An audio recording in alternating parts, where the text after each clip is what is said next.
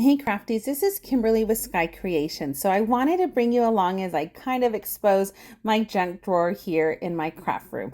So I think most crafters have this area, and so this is just a little quick crafting tip for you to organize this area.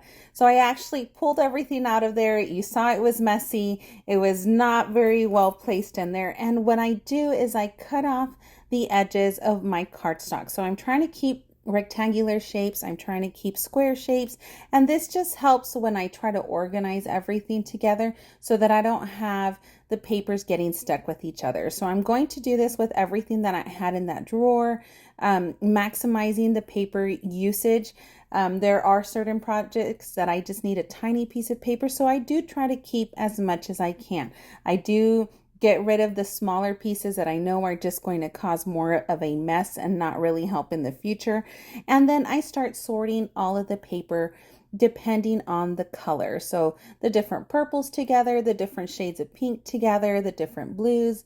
And this has really helped me just know when I am going to be using certain colors for a project that I can just grab them from there. I don't necessarily sort by brand or the thickness of paper. I've become very familiar with my papers that I use, so I'm able to just pull the particular color that I need. Once everything is sorted here, then I'm going to be placing them together, neatly stacking the sizes together by color. And this has helped me a lot staying organized. So I hope it helps you in your crafting journey, decluttering your crafting drawer. And I hope you like and subscribe to the 12 by 12 cardstock shop for more great paper craft tutorials.